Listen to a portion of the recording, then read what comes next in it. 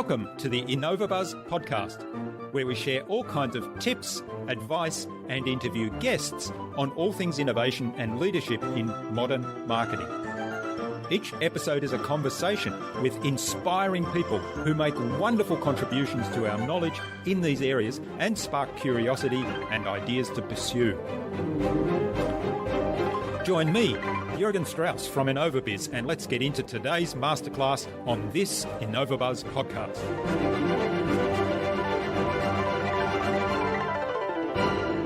Tune in and we start using the mind to think about what can I do that nobody else has ever done in this field or in life. We start asking new questions. We start opening things up for ourselves.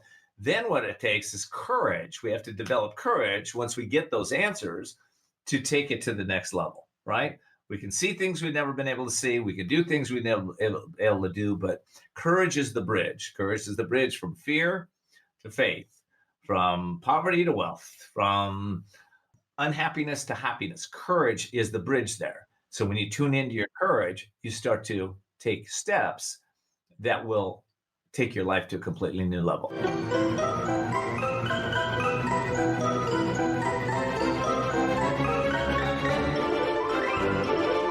Hi there, Innovator. It's great to be back with another episode. I hope you've had an awesome week so far. I trust also that you enjoyed my conversations with Mark Halpert, LinkedIn branding expert, and with Dr. Catherine Lloyd, the founder and director of Maverick Minds. I'm really excited to have on the InnovaBuzz podcast as my guest today, Ken D. Foster, who is a best-selling author, and he's been featured in hundreds of radio shows, webinars, and TV networks, as well as on the cover of Triathlon Magazine and many other publications. He's a powerful and compelling guest who brings more than 35 years of expertise in personal transformation and business development. Ken has developed science-based, highly practical solutions for stimulating human potential in companies or individuals. He's also a syndicated radio show host of the Voices of Courage show, which is heard on over 100 stations in over 100 countries. His latest book, The Courage to Change Everything, can help you to see the unseeable, know the unknowable, and do the impossible.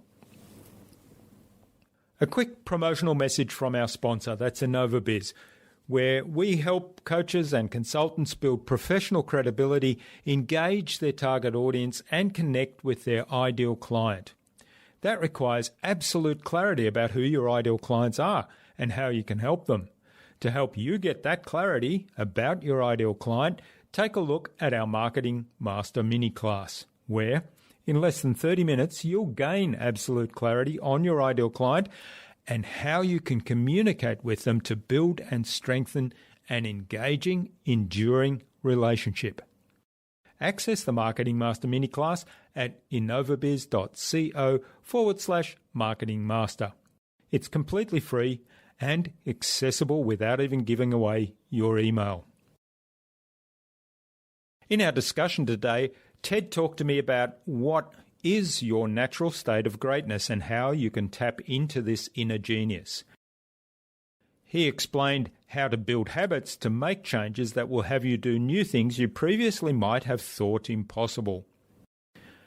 And he described the importance of introspection and asking yourself new and valuable questions and then answering them honestly. Without further ado, then, let's fly into the hive and get the buzz from Ken Foster.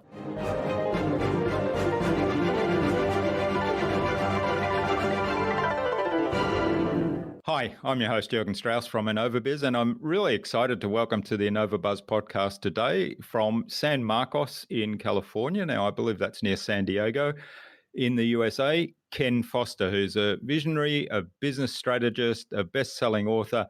He's also a syndicated radio host of the Voices of Courage show. So welcome to the InnovaBuzz podcast, Ken. It's a real privilege to have you as my guest. Thanks so much, Jürgen. I'm really looking forward to this interview. It's always good to have a fellow podcaster interview another one. So this will be really good. Yeah. Now, your most recent book is The Courage to Change Everything, and it's focused on providing strategies and wisdom to transform the reader's life in small steps, in one day at a time.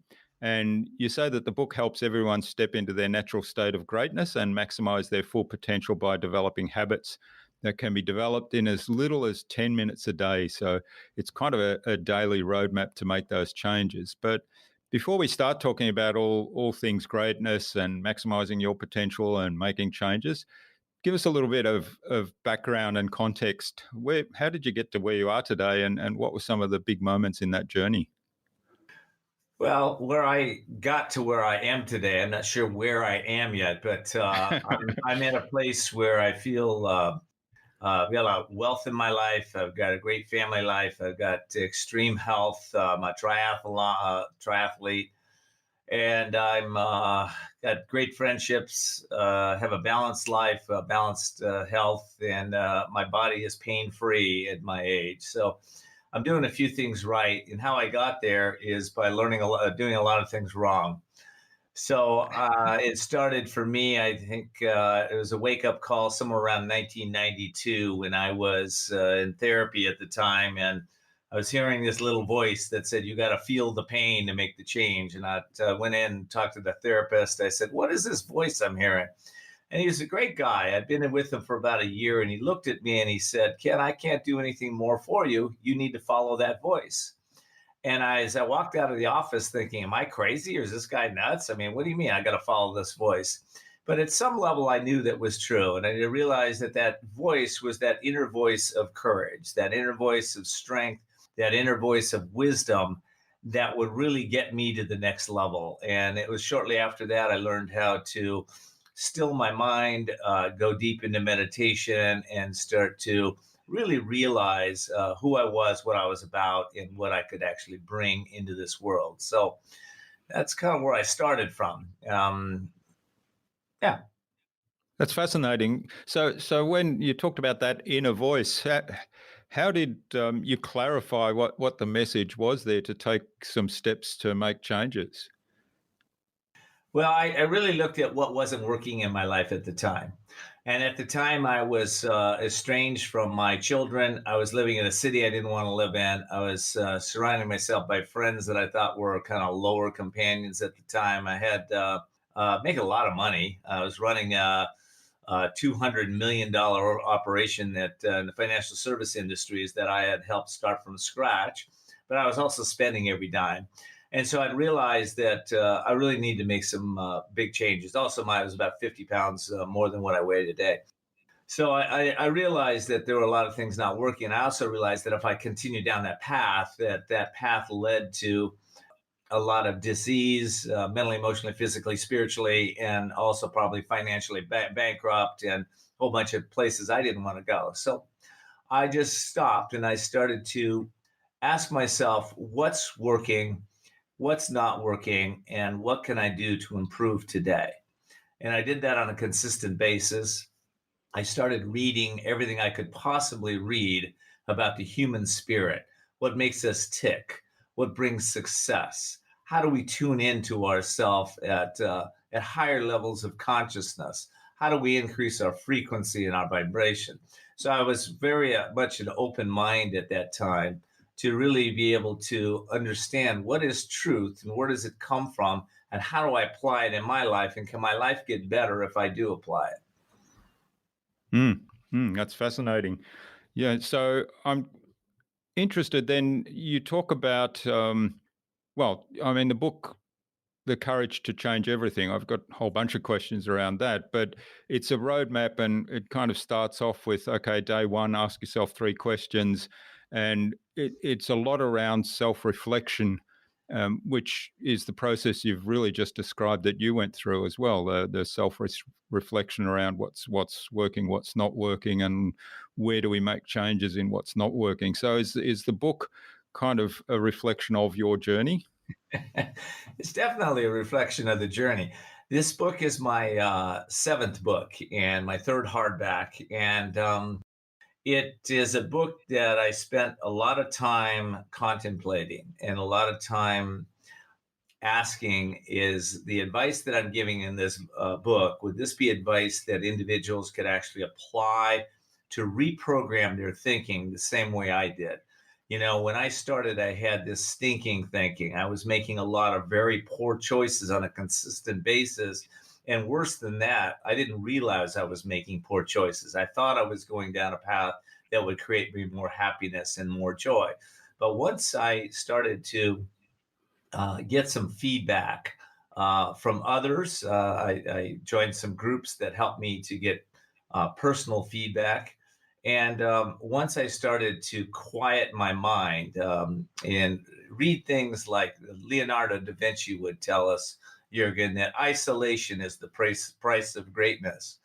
And then I came across it again from a yogi from the East, a guy by the name of Paramahansa Yogananda. And he said, isolation is the price of greatness. I was like, what does that mean? What does that mean to be isolated? And I realized that it was just really a simple way of saying, spend time with yourself, be in nature, quiet the mind, quiet your thoughts. The thoughts are just thoughts. They're nothing else. I can choose thoughts that are disempowering. I can choose thoughts that would empower me. I can make choices that'll take me to my dreams. I can make choices that'll stop me dead in my tracks. So I had to start to really understand how to master my mind, to be able to master my emotions. And once I had mastered the emotions, then I could master my results, and therefore I could master my actions and my destiny. Yeah, that's fascinating. And I'm always amazed. A lot of the wonderful guests I speak to in some form or other talk about this self-awareness thing as being really key. And you've encapsulated it really well there in terms of how it all ties together, in terms of understanding your own thoughts and understanding the choices you have to think whatever it is you want to think, and therefore to manifest the results that you get. Well, for me, it all starts in the mind. And I've learned that the mind is the cause of our bondage. And the mind is the cause of our liberation. So when we get in tune and we realize that there are areas that we are stuck, for instance, or we're stressed out, or we're feeling pain in our body, or have relationships that aren't working, or we have a business partner that we can't seem to get to do what we want to do, or we have a business that's maybe creating a lot of wealth, but it's also generating a lot of pollution in the environment. What do we do with that? What do we do? And how do we improve? I had a friend of mine, his name is John Foley. And John was a head pilot, the lead pilot and teacher for the Blue Angels flying team. And John said that, that when they're flying at 500 miles an hour towards each other, and they're going to pass by each other at just a few feet, he said, it takes a lot of trust. And of course, it takes courage. He said, but the real work starts on the ground after we do the flying. And he said, the real work is the feedback that each person gets. And they ask those exact questions. What's working? What's not working? What can we improve upon? What did we not see that we need to see? What do we need to know to take it to the next level? So they really do an introspective feedback time so that things can continue to improve, and they continue to improve, and they continue to grow. And that's what I do every day.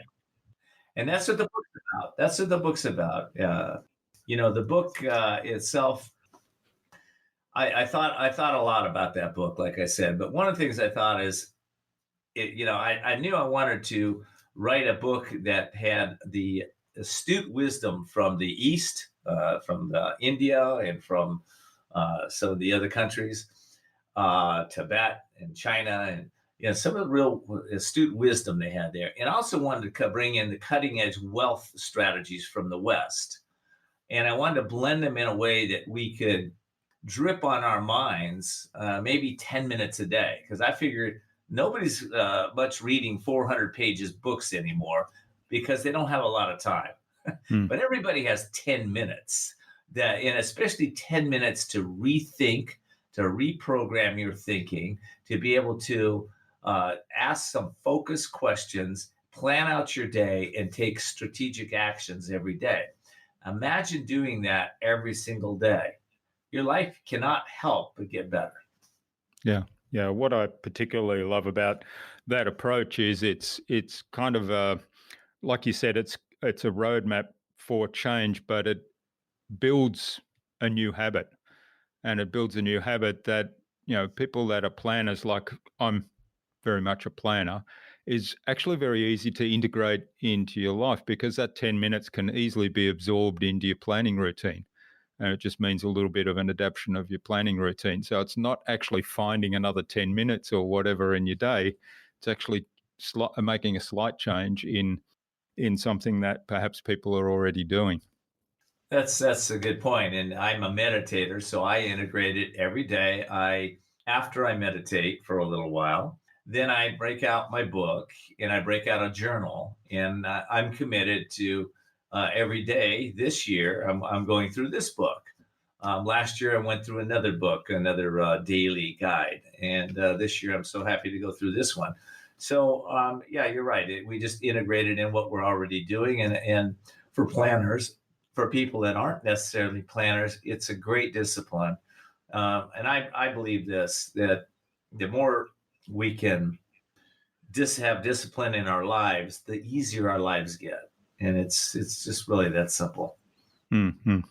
Yeah, and some people argue that we're creative, or that's one I've heard, we're creative, so discipline doesn't work for us. But my argument is always, well, we're all disciplined because we all have a routine what time we go to bed and go to sleep, what time we wake up, what time we eat, what time we shower, and whatever that might be. There's whatever activities you're involved in, there's a routine involved in that. So, and there's a discipline to keep that routine.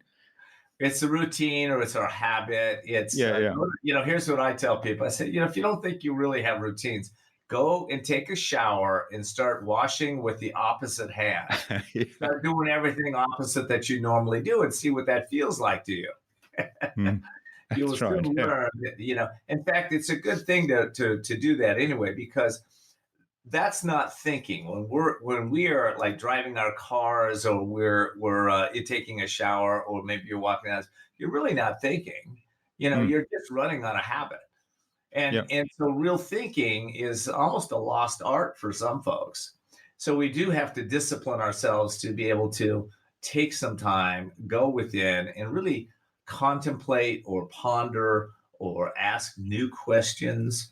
And once we do, what happens is we start to see things that are unseeable to us in that moment. We change our points of view, we change our perspectives, we start to know things that we've never known before, and we start to be able to do things that we've never been able to do before, all because we took the time to quiet our thoughts and to drip on our minds some new wisdom, and then take some specific actions around that.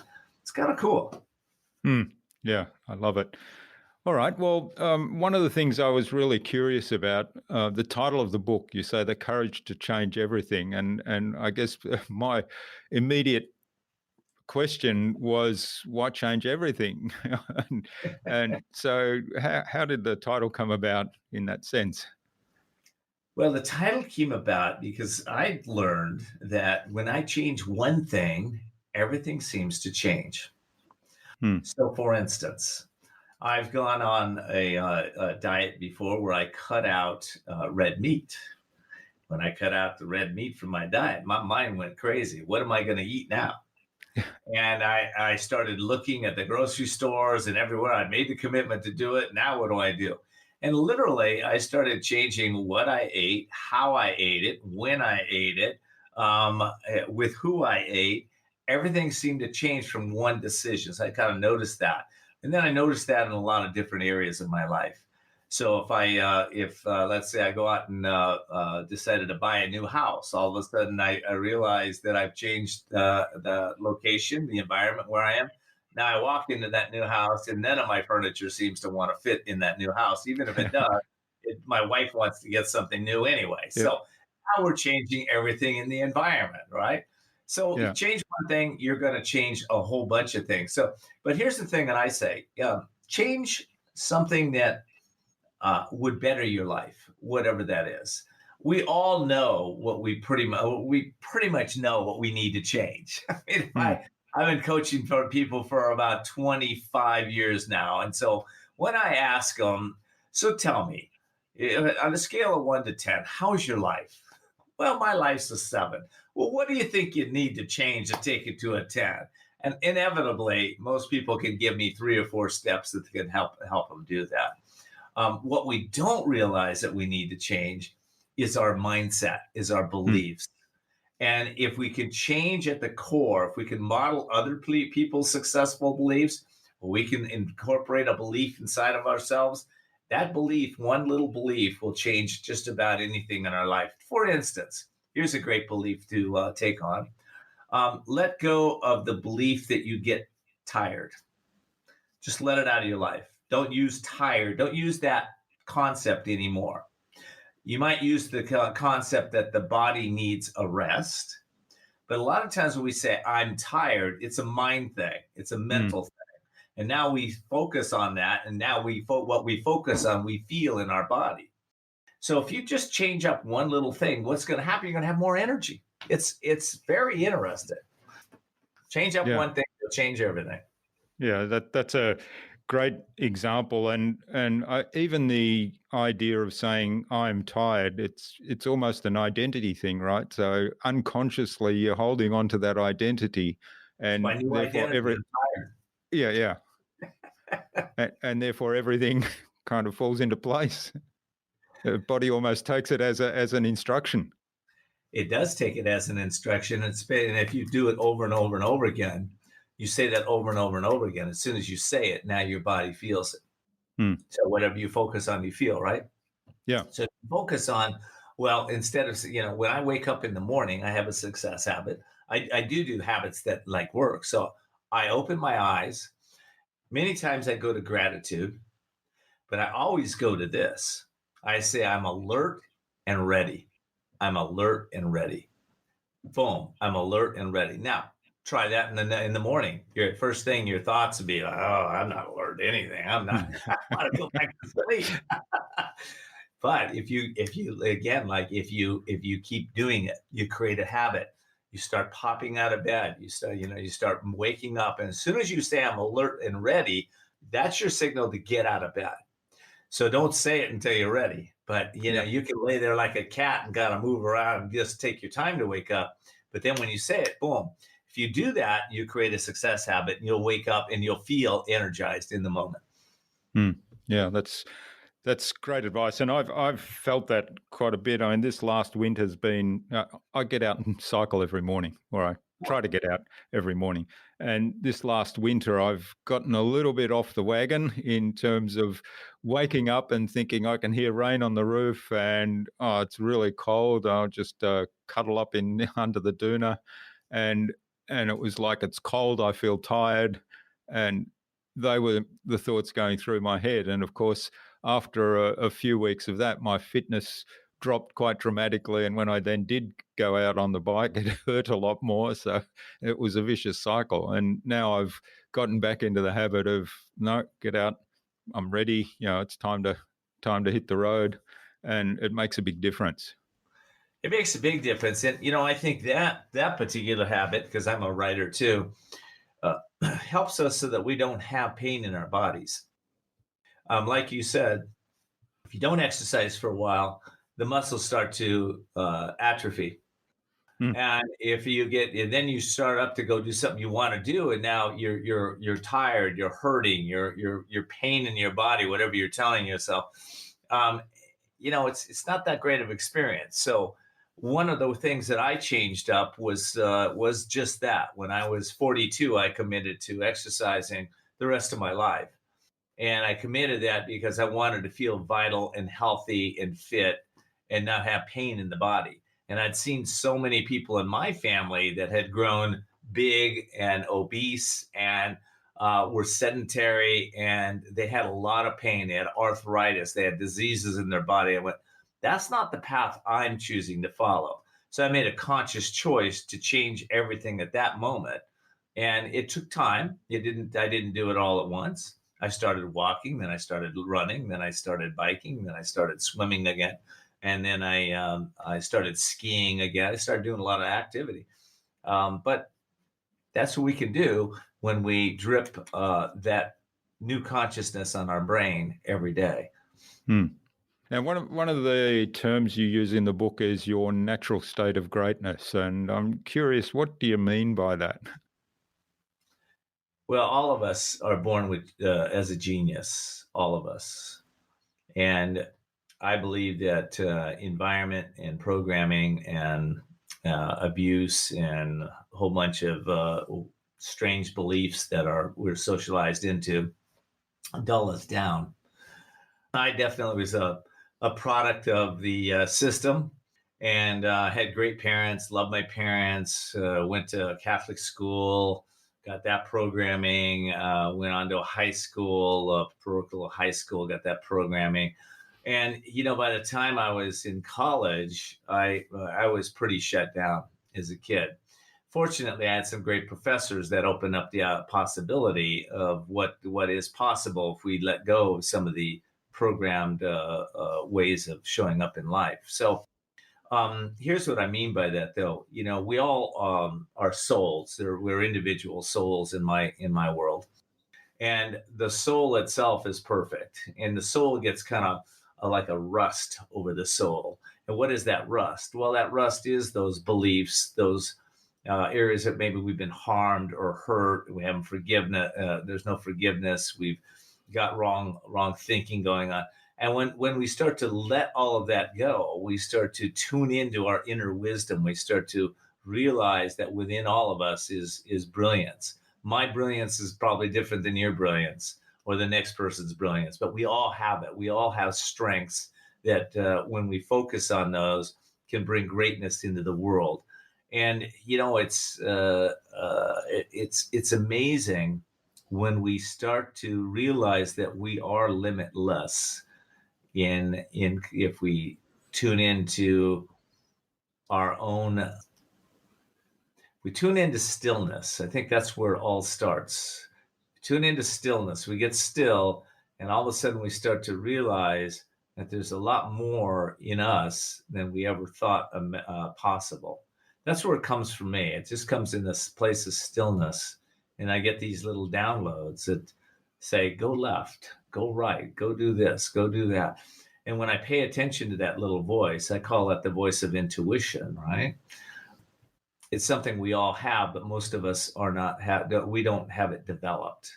We might have a gut instinct to do something here or there, but most of us don't have intuition developed. But when we start to fully develop it, our greatness comes out. Yeah, that's a really good point. The taking time to be still and reflect on the thoughts, because there's stuff going on all the time, but we just kind of let it sink in the noise, if you like.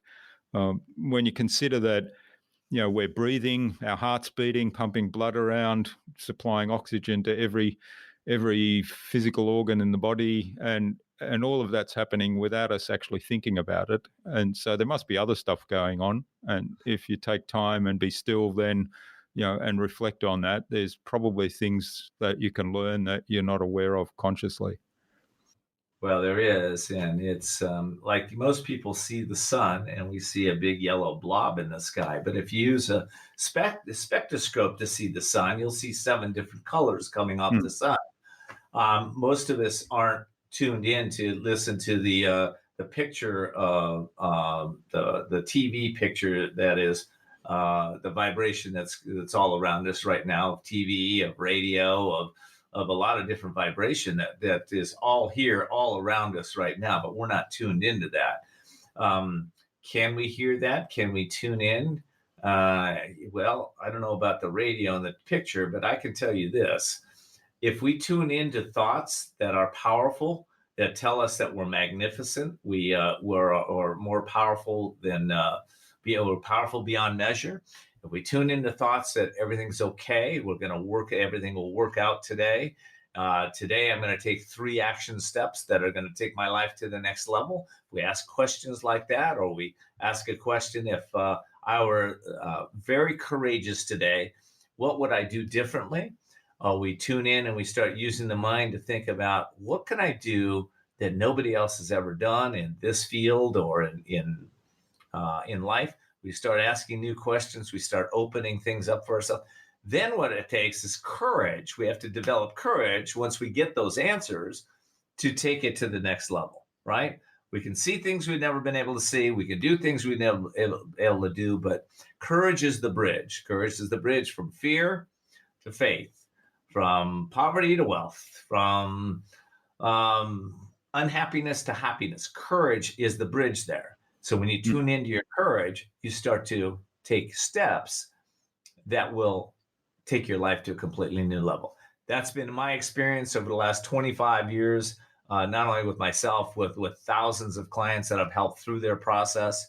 And most of the time, it's a matter of just getting in touch with what are those thoughts that are holding you back, and what are the thoughts that you would need to start focusing on so that you could feel differently, you'd feel better, have more energy, have more pizzazz in your life so you can start to do what you want to do. Yeah. So what's the step? So for me, there's, in what you're saying there, there's kind of a couple of things. It's the self-awareness part and tuning into the thoughts and ideas and asking better questions and defining some steps you can take to make changes. But what's the big thing there to then have the courage to take the action? Well, let's talk about courage. Let's talk about it. Yeah. Where does courage come from? What is that? Courage is an energy. It's a force. It's a lot of us can know. We know what fear feels like, right? When you're fearful, you feel what? Maybe anxious. Your heart starts palpitating. Maybe the mind gets a little dull, right? Because you're stressed out. So everybody knows what fear feels like. Do we know what courage feels like? See, courage is almost the opposite of that. Courage feels expansive. Courage has a sense of I can do it. Courage is a feeling of everything's okay. I'm taking this courageous act. So courage, when we have those thoughts, we have this feeling of goodness in us. I mean, it feels like you're in the zone. That's how it feels like to me. When I'm in courage, I'm in the zone. And I might be riding my bike, right? It takes courage to go, let's say, 35 miles an hour, and you're tracking somebody 6 inches away from their tire, and you got a Peloton going, and it takes courage to do that. But eventually, everybody gets in the zone, and everything's just flowing. That takes courage to get there, and that's what it feels like. So, how do we develop courage? Well, develop courage by doing things that are uncomfortable on a consistent basis. I personally spent a lot of time outside of my comfort zone, and I've learned to do that. And so the uncomfortable zone has now become my comfort zone. And when you can do that on a consistent basis, you accomplish things that most people don't accomplish, only because they haven't figured out that it's okay to feel uncomfortable on a consistent basis. Because what happens is if you do that, you seem to get it all. Everything starts happening. I could feel uncomfortable talking to my wife about a subject, but I know I need to talk with her, or my business partner. Or I might feel uncomfortable going out when it's cold outside. But when I get out there and I get on a bike or I go for a jog, all of a sudden at the end of that, I feel really good. And the rest of my day is set up. So we do have to stay outside of that comfort zone, and courage helps us to do that. So it's just like, how do you develop courage? Well, one of the ways you do it is you read this book on a consistent basis. And by the way, I did want to tell them, Jürgen, that they can get it at courage2change.us. Courage2, T-O, or the number 2, either way, gets you there. Courage2change.us. And I do have about $900 worth of bonuses when people buy the book on my website, buy the hardback. They can also get it on Amazon, but they won't get the bonuses. All right. Well, that's great. We'll have those links in the show notes, of course. But I guess, you've described a process there there's two things, I suppose, is making those small changes to habits on a consistent basis every day, as you've outlined in your book, The Courage to Change Everything. That develops the courage. And the other thing, I mean, it occurred to me that the secret is get comfortable with being uncomfortable. And that's kind of the process that you go through in some ways in the book. It is. And, and I think about that. I think, some people have habits that they want to break. Let's say it's a habit of watching TV too much, or being on the internet too much, or being on FaceTime too much, or and you want to break that habit. Well, it's going to feel uncomfortable to do that. You're going to have to get uncomfortable, because what's going to happen, you're going to sit down, and the first time that you let go of the, let's say the TV, your mind's going to go, well, what do I do now? I want to watch my favorite show. I want to do that. You're going to have to be uncomfortable with that for a moment, and then come up with something new to replace it, right? Something new, success habit to replace that. And it's kind of funny, we make it so hard to change. And we put the biggest challenge to change is resistance, right?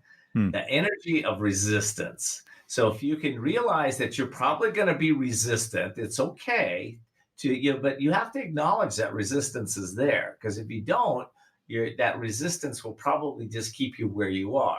So for me, when I have people read the book, I say, you're going to meet resistance in the book. You're going to read something, and you're going to all of a sudden think, oh, that's not right. It's wrong. And I don't do it this way. And I would challenge you, and I do challenge you, to be with that, because that's probably the area you're going to have the breakthrough in. You got to get out that comfort zone, okay? Because the comfort zone says, I already know it all. But here's the problem. Your greatest thinking has got you where you are. Now, listen, even if you're a high achiever, even if you're somebody that's accomplished a whole bunch in your life, you're doing great, you haven't reached your full potential. I can guarantee it. So if you haven't reached it, then you might look at that resistance and say, okay, maybe I'll acknowledge it, and maybe I will just allow myself to be with that and ask myself, where's that resistance coming from? When you can answer that question, you can usually break through it. Yeah. And again, it comes back a lot to self-awareness and asking some really good questions. And I think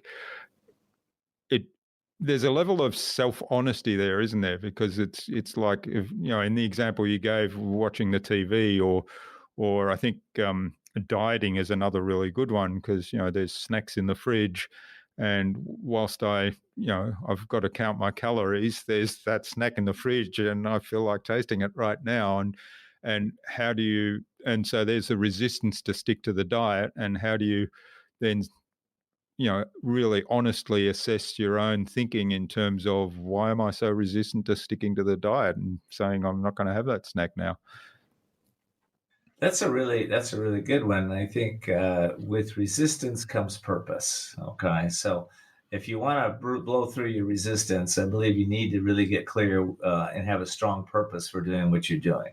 So, for dieting, a lot of times people say, I'm just going to go on a diet. I have my New Year's resolution, and I'm going to do this because I want to lose weight. And that's fine. But if that's not a deep enough purpose, a lot of times it's just, you're not going to stick with it. You got to really tune in and do the inner work. And so the purpose might be to lose weight. Well, I want to be there for my children. I want to not be in pain when I'm in my 70s. I want to be free of the addictions that food can bring on. I want to just have freedom in my life. So you have to take a little deeper dive when you are hitting that resistance. And actually you should do it before you hit the resistance. Because resistance is always going to be there. I don't care what you do. There's going to be resistance. Yeah. We have to learn how to be uncomfortable with in our comfort zone, like we talked earlier, and then blow through that resistance. Let me ask you one question, because this is what I believe breaks through a lot of my resistance when I remember it. I ask the question, would an infinite, all-powerful being be able to break through whatever the resistance is?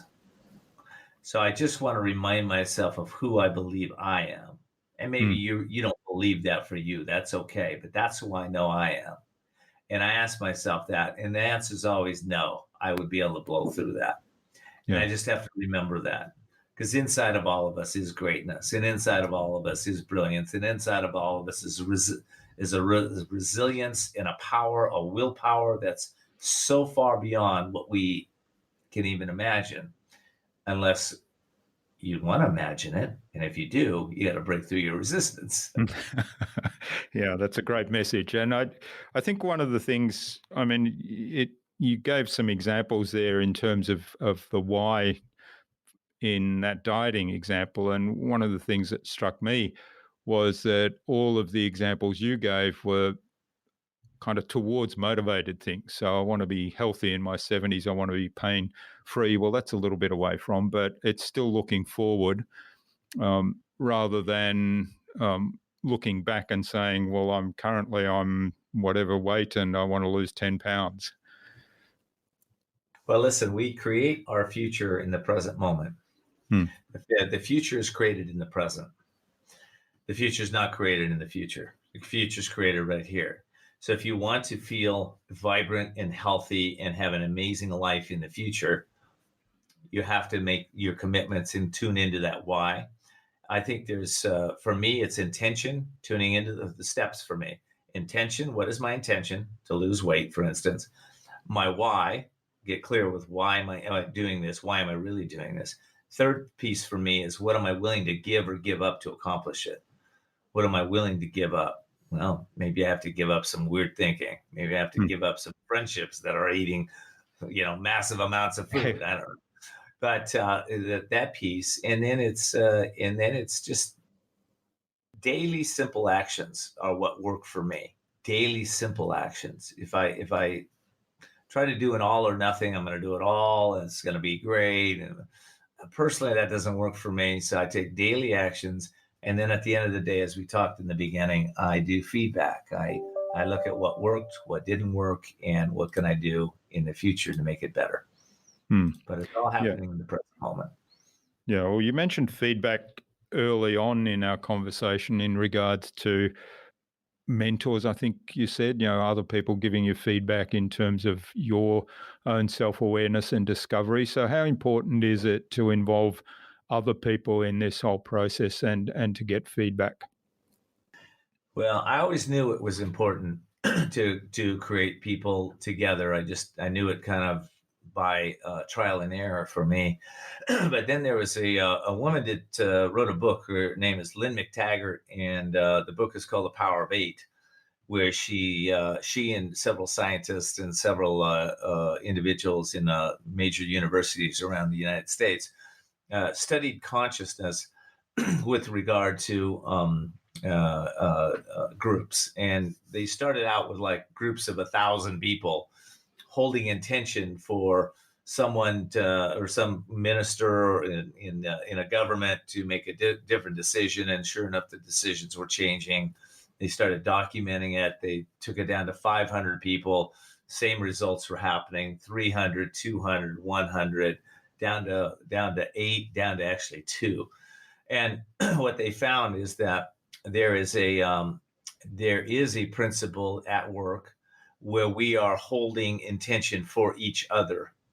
So if you're holding intention that I will change or heal or develop or grow or whatever it may be, and for me, and I'm holding that for you, what happens is exponentially everybody seems to grow, develop, change, whatever they're holding an intention for, build their business, grow their life, find a relationship, whatever. So there's a lot of new study around this in science and the social science right now. And so how important is group? It's extremely important, but it's extremely important to be in a group of like-minded individuals with like-minded goals that are there to not only grow themselves, but also to help you grow.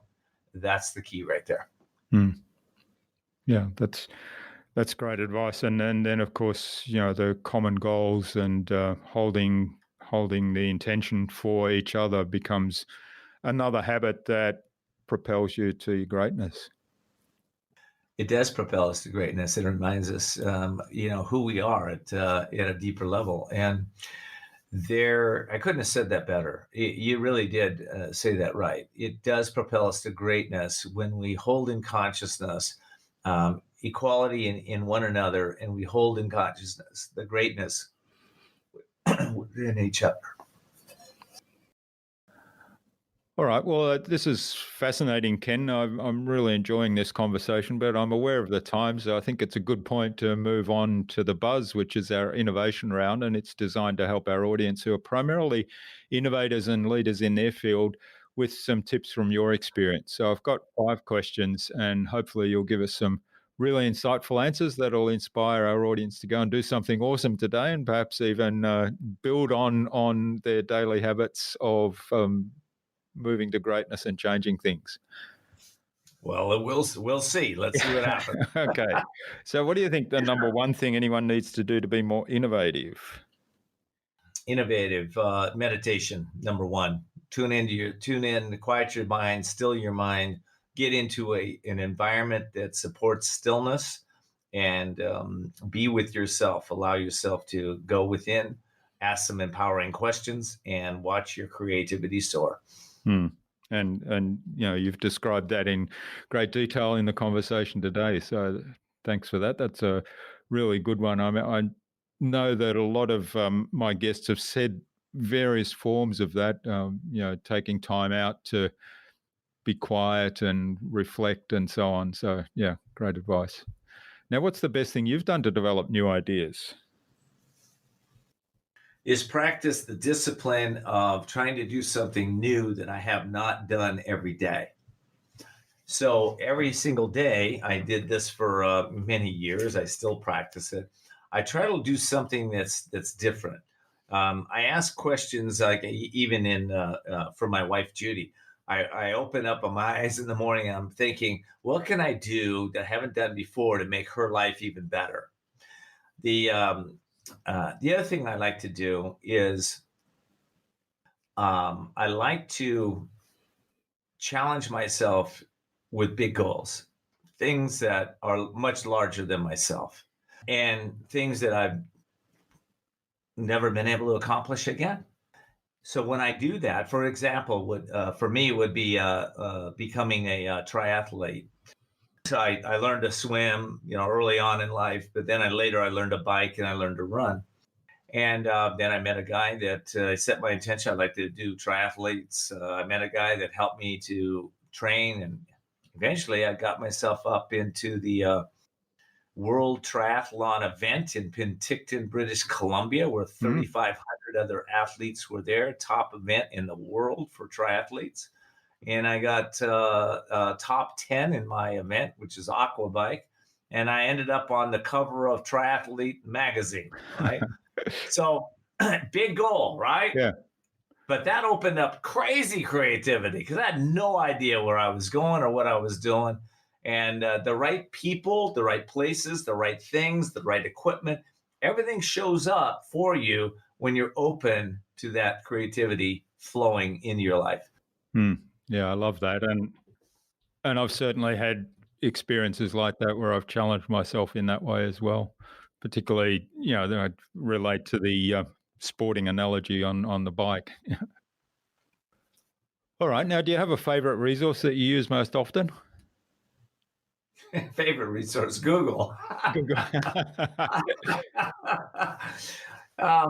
My favorite resources are, I said the most innovative resource is nothing that most people, well, everybody has access to. An amazing woman in my life, which is my wife, Judy. Yeah. She helps me to rethink things that I need to rethink. And she helps me to stay in my own integrity, stay in the line to generate joy and happiness and love in our family life and in our businesses. So, yeah, I would say she's the greatest resource in my life, and next to God, next to my Creator. Yeah. But I believe God speaks through her all the time. Okay. Yeah. Well, it reminds me of a T-shirt I saw in a in a window once that said, "I don't need Google. My wife knows everything." So. That's what I was trying to say. It just took a lot of work to come out. Yeah. See, that was it. Yeah, but I don't think it captures all the other sentiments you mentioned there. All right, now what's the best way to keep a client on track? Is for that client to help that client realize that within them is greatness, and to help them to unlock any blocks that they may have, any kind of stinking thinking that they have that holds them back from keeping commitments, from releasing anything that's disempowering in their life, and from letting go of thoughts that identifying thoughts that they're a procrastinator, or they can't do it, or any kind of identity, false identity that person may have. That's great. I like the stinking thinking. Yeah. Yeah, get rid of that. Yeah, great. All right. Now, I think you touched on this a little bit. What's the number one thing you think anyone can do to differentiate themselves? Oh, that's a really great one. And it's something that I know I did. What I did is I started to list out all of my strengths. And then after I did that, I would track my wins every day. So I would track what good things that happen every single day. So I track, who am I? What are my strengths? What is in there? And I notice my weaknesses. We need to, if we're going to grow them. But most of the time, I want to grow my strengths, not necessarily focus on my weaknesses. And but then I track, wins, breakthroughs, successes every day, because that starts to help me to understand who I am, what I'm about, where that greatness is, and to start to re-acknowledge that on a consistent basis. So that's what I do. I love that. And I love the focus on the strengths and on the wins and breakthroughs, because I think, we all focus a lot on the areas where we've kind of not achieved what we set out to achieve, or where we're not good at, and forget to celebrate the wins and breakthroughs. Jürgen, that's part of our programming. In the United States, we're all critical thinkers. You're probably the same thing in your country. Yeah, right? yeah. Well, we're taught to think critically. What's not working? What can we do here? Why isn't that working? How come it's not working? If it's not working, what can we see? Maybe there's something else that's not working, and maybe there's something else over here that's not working. If it's not, it's like, whoa, wait a second. Well, let's focus on what is working and what we can do to improve that. Now, I'm not saying don't notice what's not working, because we need to, but we don't spend so much time on it. That's all. That's right. Shift the balance a little bit. All right. Well, thanks, Ken. This has been really great. Now, you mentioned a link to your book before, so we'll repeat that again now. But where else can people find out more about you, and perhaps even get in touch and say thank you for what you shared? Well, I have a thank you so much for that. I have a radio show. It's called Voices of Courage. If you just Google Voices of Courage, it'll come right up. Or if you want to say to Alexa, Cortana, or Siri, play Voices of Courage podcast, that will come right up. And you can also find me on my website, Ken D, as in Donald, Ken D Foster, FOSTER.com, KenDFoster.com, or of course on the book site, you can find me over there, CourageToChange.us. Yeah, great. Thanks. And as I said earlier, we'll have links to all of that in the show notes so people can click straight through. Now, what parting bit of advice would you like to leave our listener today? I've been around the planet for a while. I've done a lot of inner work. I've been very successful in many areas. I've failed miserably in areas that I had needed to fail miserably so I could learn who I was. I believe sometimes we need to go to the darkness to know our own light. And so the advice I would say is that it's a journey to love. It's definitely a journey to love, journey into our own being. The yogis believe that we are Sat Chit Ananda, ever conscious, ever existing, and ever new bliss. So the journey for me has been into that ever new bliss, finding happiness in what I do. And I tell you, it all goes back to love. If we're doing things we don't love, we need to stop doing them or find a way to love what we don't love, or we need to just do something new that we do love. So that's all I'll leave you with. Great. All right. Well, finally, Ken, who would you like me to interview on a future InnovaBuzz podcast and why? Oh, who would I like you to interview? I think I'd like you to interview my friend John Foley, who is the Blue Angel that I talked about earlier in the podcast. I think John would be a great guest for you. He speaks around our country about 100 times a year in live events, and I think he'd be a great guest for you. Great. Well, we'll get you to introduce us to John and approach him and have a conversation with him as well. Looking forward to that too. So thanks so much for sharing your time and your insights so generously with us today, Ken. I've really enjoyed this. It's been a blast. And of course, talking all things mindset and change and stepping into your own greatness. I hope that's inspiring to our listener as well. So thanks so much. And let's keep in touch. Let's keep in touch, Jürgen. I really enjoyed this. Thank you so much.